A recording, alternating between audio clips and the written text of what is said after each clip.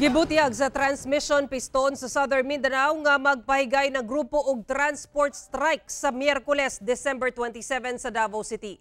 Kini agig pagbatok sa pag-phase out sa traditional jeepney. Dugang detalye sa report ni Kent Abrigana.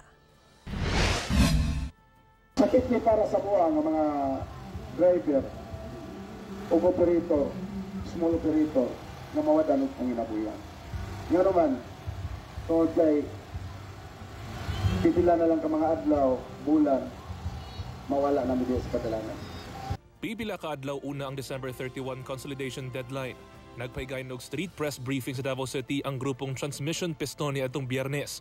Kini kabahin sa nakatakdang pag-phase out sa traditional nga public utility vehicle kun PUV alang sa pagpatuman sa PUV modernization project ug Davao Bus Project. Busa, gibutyag sa Transmission Piston nga magpatuman sila og citywide nga transport strike sa Miyerkules, December 27, agig pagbatok sa Davao Bus Project sa gobyerno.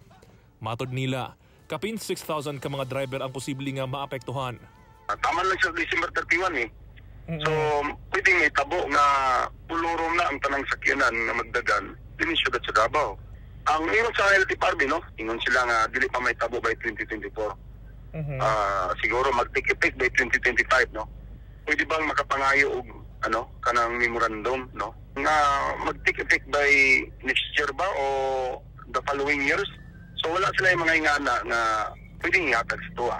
Gipaabot nga nasa 80% ka mga PUV drivers ang motambong sa buong transport strike. Ang PUJ driver nga si Walter, moapil daw. Parastanan, okay, pwede ko moapil, parastanan. Ano ba? Parang dagaman ko mong ubang mga driver pero nga musugot ipisaot ang sakyanan. Dagan mawalag panginabuhian ba? Apan ang PUJ driver nga si Andres, magpadayon gihapon sa iyang pagmamasada.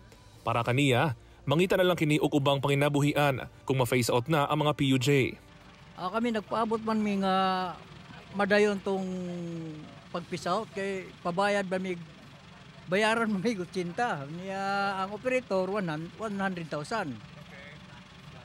Kami okay na mi ato di karon nga may edad na.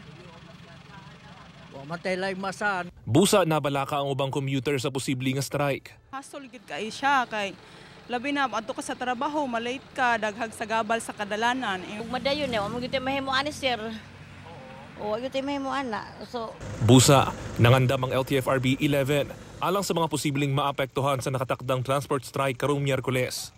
Close to coordination with CTTMO right now and ugma na ami meeting sa office for the preparation of this hulga sa transport strike, no?